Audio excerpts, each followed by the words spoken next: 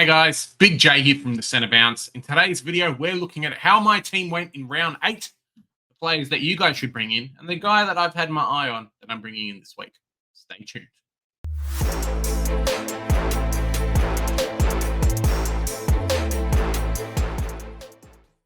Round 8, done and dusted. Mate, absolute bloody carnage this week. I tell you what, I've got Primos not scoring, got rookies on the bench out scoring almost my captaincy score. What's going on? We came into it this week. First couple of games, okay. Start of the weekend, Big J, mate, I tell you what, I had over a 2550 projected, almost 2600 projected. If I had scored that this week, I'd be laughing. You'd be hearing it from the rooftops. Big J scored really well, doing really great in Supercoach, blah, blah, blah. Obviously, making this episode today, it's not happened. Yes, we did cop a few stinkers. Got a couple of really good scores, as you would have seen from the thumbnail. Let's check out how the team went this week and the changes I'm going to make. This week, we scored 21-11. Now, it was something like 21-19. And then scaling happened. And, scaling either works good or bad. And, didn't work out great for us. We have been going up the ranks, which is very, very nice. Now into the top 2% of players. So pretty happy there. The team value is something that's really hurt us, though. And that kind of is governed by our catch gen on the bench. In some areas, fantastic. We're doing really well. In others, it's not that great. Having Sexton on the bench, having Big and Ewan on the bench as well, it kind of kills us alongside, obviously, Livingston. I did something that maybe I shouldn't have done, and you guys are going to roast me for. Let's check out the team. If you guys see someone, there's someone missing. Big J, where's Grundy? Boys and girls, I traded Grundy. I'm not happy about it. Grundy came out with I think it was 143. It hurts. But we traded him out. Decided that, getting a midfielder maybe was the better idea. And obviously we came in with the big Caleb Sarong there. So it works out okay for us. Running from the back line. So Luke Ryan, what can you say? When I first did the trade at the start of the month, I think it was about round 3 or 4. When I first did the trade, Hayden Young, Nick Martin out, got Luke Ryan in. I could not have dreamt that it would be this influential on my team and how beneficial this is. I would have been putting up Joe numbers this week if I didn't have Luke Ryan. Yes, I would have had another Primo in there, hopefully, but not Luke Ryan. And you got to have Luke Ryan, boys and girls. I think every year from now on until he retires, automatic starting pick. Pick Luke Ryan. That's it. Done. Cool. There goes that cash. Forget your rest of your team. Luke Ryan, automatic starter. Similar to how maybe a Bonte's for a lot of people or how Max Gorn has been for a few others as well. You just got to play this guy. 197, bloody fantastic. Should have got the 200, but beggars can't be choosers. Let me know down in the comments, did you guys pick Luke Ryan as captain this week? I could have. I could have got Luke Ryan captain, but it is what it is. Nick Dacos, 150. Very, very happy there. As I said last week, if you didn't have him yet to get him that week or the week before, really, because he's back to being normal again. One player who's not back to being normal and is a little bit of a worry is Harry Sheasel. Now, apparently he's been moved to the midfield, which is why McKercher's scoring has been bloody fantastic. And Harry Sheasel's scoring has not been fantastic. It's something to watch, definitely. I think we can give it a week or two. Hopefully there's a spot for him in there. He looked good. His stats weren't great, but he looked good. So we'll wait and see what happens. Lockie Whitfield, not great. And I hate Lockie Whitfield. I wish I had a different player in there, even a Tom Stewart or someone else. Stats will say he got tagged by James Jordan. I don't think he got tagged by James Jordan. I just think he was running around and the ball was on the other side of the field. He was on one side. They were on the other side. They went up the shallow corridor every time. Lockie Whitfield just wasn't there. Hopefully it's not a trend. Hopefully he can bounce back. It always was a bit of a pick. And now he's basically the same price as what I picked him up at. It's not great. Blake Howes, 48. Now, interesting story here. Big J. I had Howes here in the position. Roberts played, scored a 50. I'm like, cool. All right. Well, Luke Roberts, 50 is not great. He can have a bad game. Howes should score more than 50. Guess who didn't score more than 50? Blake Howes. And we copped the 48. It's a lot better than what it could have been. I think he scored 6 or 8 points in the last few minutes. So not too bad for us there. But yeah, when your bench player scores more than your guy on field, it's not great. Will Graham, 59, another person whose score wasn't great. And him and Closey were a real battle for me to see which one to put on field. Graham obviously was named, I think, as a follower. So he's the one that got the position. Better off overall. But I'm very, very happy that these guys are playing North Melbourne. Not as a North supporter, I'm not happy, but very happy that they're playing North Melbourne this week because it means that their cash gen should reset. We should know by the end of next week if we have to get rid of them early or if we can hold them a little bit longer. They're not in my trade plans at the moment, but they definitely could be in a couple of weeks. Caleb Sarong, we ended up going captain after vice captaining Max Gorn. So ended up scoring more, which was great. Obviously, Luke Ryan could have been better. Bont, nice 142. Butters, 124. So I know a few people, maybe Shaq and a few others of you who are watching, would have loved to have these guys drop a little bit more in cash. Seems like they've kind of plateaued and are going to start going up in price soon. So, a couple of nice scores there for us. Not a nice score is Sam Walsh. Yes, he was pushed around a little bit, but you would have thought against the weaker Collingwood midfield, it would have been an okay pick. I haven't had great scores out of Sam Walsh. A lot of people haven't either. Yeah, makes it worse by Adam Chera coming back. I posted on Twitter during the week saying, hey, look, he's obviously being managed. He's obviously being supported, spending a little bit more time on the bench than what you would have thought, but Clang essential as well. He got the ball and was just bombing it straight. It's not great. It really isn't, and it obviously affected his scoring. Nick Martin, 122. Love to see it. Took Miller, 93. Now, he did score more than Rao, but that's not saying much because it's only on 93. Hopefully, there's a bounce back game this week. Would have loved a 110. I think he was on track for a 110 with like 77 at three-quarter time and then just stopped. Just didn't see much of the ball. Ended up spending a lot of time on bench. That really awkward time on the bench when it's like 9 minutes to go. Cool, you can come back. Or maybe not. But when you come back, you're probably not going to score a lot unless you're a ruckman. So Gold Coast just got smashed, and it sucks.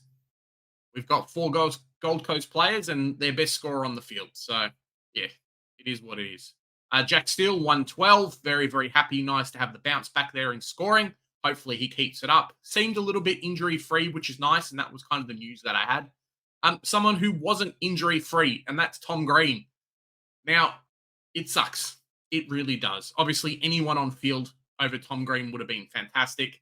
Darcy Wilson over Tom Green, like, get in my team. But sometimes in Supercoach, these things just happen, boys and girls, and it sucks. We move on, and we rebuild, and we do everything. Tom Green, I think, is fit.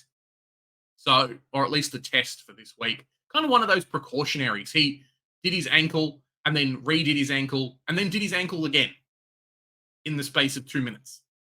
So that's why he was out off the field for a long time. And that's why he ended up not playing. So you can kind of see why a little bit. Darcy Wilson, 126. Now, this guy was one of those polarizing picks that if I somehow had him in the forward line, which I think I could have done if Grundy wasn't out of my side, 126, bloody fantastic, and would have helped us out a bit. But yeah, it happens. So Darcy Wilson, I know some people got rid of him at 200K or 220K thinking, he's made his money, whatever. This guy still has a negative break even. He's going to get to that magic 400K plus mark, and I cannot wait. Him and Harley Reid obviously are not going to be keepers, but there's good stepping stones to Primos in our forward lines.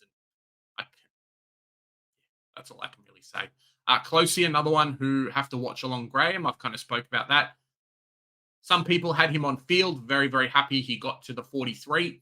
I've been watching his scoring over the last few weeks, and it just really seems something's happened with his scoring. I don't know if he just shanked it a lot this game, but he was on like 10 points at quarter time, and I'm like, yeah, low scores incoming. But if you have a look at his scoring, I think the first game was the 100, the second game, the 120, and then after that, his scoring has just been pitiful, going down and down and down. First week, I think he scored a 70. Let's quickly check. Stats. Hopefully my big head's not going to get in the way. Big J, move your big head. Cool. All right. So let's have a look. So first score, 108. Fantastic. Second score, 124. Not bad. Third score, 75. Obviously less. Fourth score, 65. Obviously less. And then the 43. And that kind of shows where, if you look at his break even, he's not going to make much more money for us. We need him to bounce back against North Melbourne. I wanted this guy to get to 400K. He just might not. And right now, I can't afford much if I trade both of them. And that's not good. Roberts is probably the one that gets out of the team maybe next week, so I can field one of these guys on the bench. But if you look at cash gen, move up to this side again. If you look at cash gen, Roberts, Roberts, basically cash gen's finished. Graham, okay, not too bad. But House's cash gen is almost finished as well. And with Closey alongside, there's not a lot of money being made there. If we had gone to Garcia over Nguyen, cool. I'd be very happy and I'd be okay with the position that we're in. But yeah, cash gen's drying up, boys and girls. And it's not great when we're trying to finish our team and get expensive players. Not get cheap players. Everyone can go Oliver and Parrish this week. And, you can do okay. You're going to get 2 players you're happy with. But are you really happy? I don't know. Let me know down in the comments. We've talked about them. Max Gorn, 111, not too bad. Jordan Sweet. Now, I would have loved a bigger score, but at least he's making us some money. He's doing some cash gen. Lloyd Meek would have been a great swap. It is what it is. At least we've got him. He's making us money. He should get to 400K pretty quick, and then it's him plus a rookie equals a premium. So that's all we can ask for.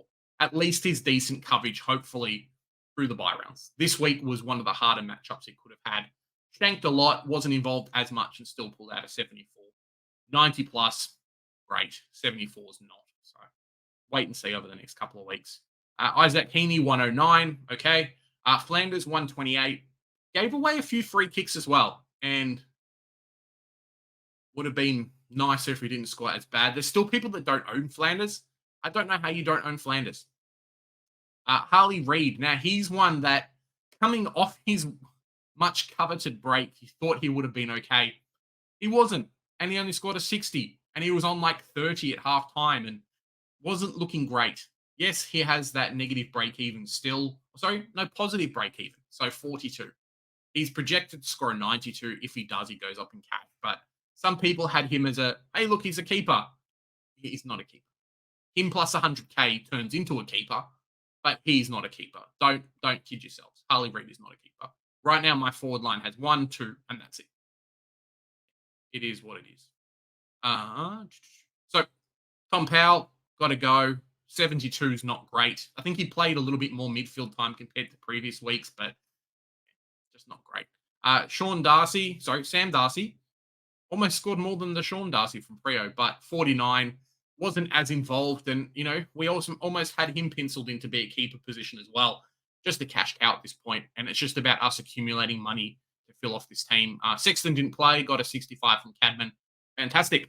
So my team this week, before we head off, I am planning to go Cadman out.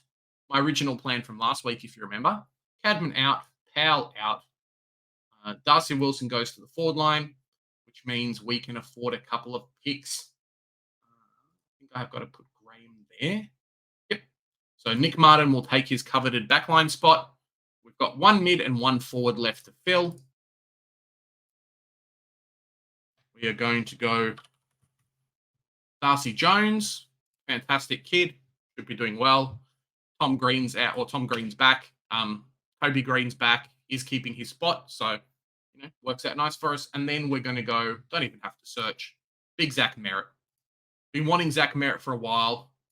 I thought he was going to be almost out of reach, but kicked a few goals in the forward line, so his scoring wasn't as bad and seems to have a monster run coming up. He's playing GWS. And then over the next few weeks, he's playing some better players and some better teams that are good for his scoring. So let me know down in the comments who you guys are picking.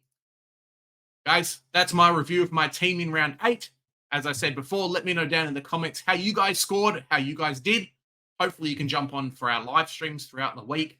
Got a lot of content coming up as normal. It sucks not having Luke Ryan. It sucks having Tom Green. There was some stinker scores this week. I think I saw a few sub 2K scores. So it is what it is. Rebuild, rebound.